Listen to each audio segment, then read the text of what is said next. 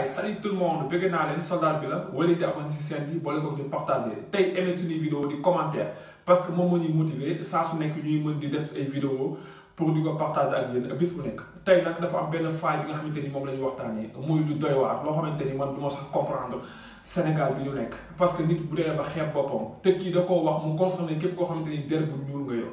muy liggéey fële ci TFM ci émission Yeewu Leen dañuy daw di seetaani élément bi buñ dikkee bu ko defee ñu def leen ci ay jàngat wan leen kii ban position la taxawee ba wax nii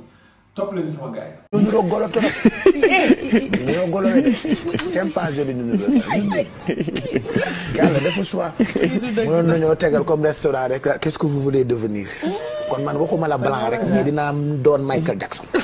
pour ñëw bokk ak yéen Afrique bii seen buuyu ñu di golo.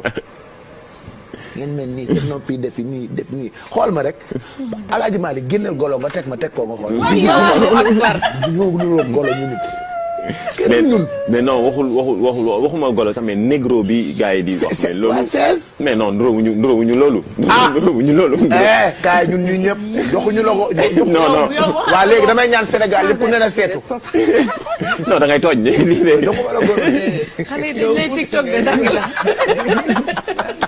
il faut rire de tout. sama gars yi ñoo ko seetaandoo man bi ma jotee ci vidéo bi sax démb dama am sax gàcce dama rus parce que foogoon naa ni nit warul xeebee boppam nii bay xeebaale saw askan parce que yow tey bu fekkee ni da nga wax ni dañuy nduru golo ku ko wedde tegal seet xanaa sa ndey ak sa baay dañuy nduru golo kon ci ñoom nga njëkk xool ni gis ci ñoom trace golo nga ñëw bëgg ko ji nit ñi gis nga Pape Cheikh Diallo yow bul foog ni yow yaa moom nit ñi boo toogee sa télé di xàppeeku di tëb di dal def lu neex jigéen ñi wala di la tàccu nga jàpp ni yaa ci ne xam nga li gën a garaaw ci àdduna mooy da ngay seen waxkat dafay wax ba làmb taatam ne biiru sama bos li tax 10 000 problème di wax naa avant parler il faut réfléchir ay chiffres genre yu mel ni yéen lañ ko war a jagleel genre yu mel ni yéen te gis nga Sénégal dafa war a am ay nit yu mel ni Assane Diouf toog di yore seen poti xorom di xorom genre yu mel nii xorom genre yu mel nii yow tey der bu ñuul ñëpp ngi taxaw di xeex ngir der bu ñuul ñu ñuy tuutal yow nga wëlbati nga di tuutal sa bopp tuutal sa askan bërki Demba Ndiaye xoolal Demba Ba mi ngi kaas ci affaire racisme ñëpp naw ko ci tey yow nga taxaw di xeeb sa bopp di wàcce sa bopp wàcce sa askan gis nga suñu der bii bari na ñu ko bëgg mënuñu koo am dañu feex ci doon der bu ñuul yow nag nga naan bu yàlla tey bu waxoon di laaj man Michael Jackson laay doon xees pecc ñëw fii seen der yu ñuul yi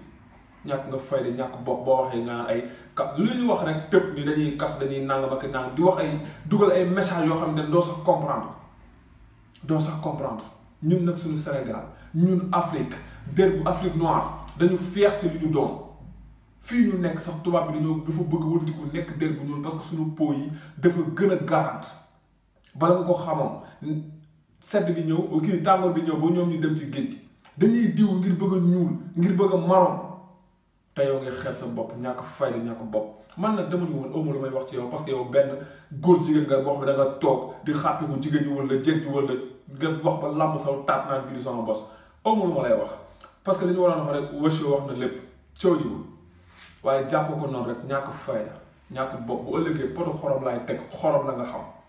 jaa ngi jël sama gars yi bëgg naa leen di jéggul nag kii dafa nekk nit koo xamante ni man mënu ma ko sax comprendre vidéo bi loolu la woon ngeen topp ñu chaque jour que suñuy vidéo boole ko di commentaire suñuy vidéo quoi di commentaire bu baax jaa ngi jël sama gars yi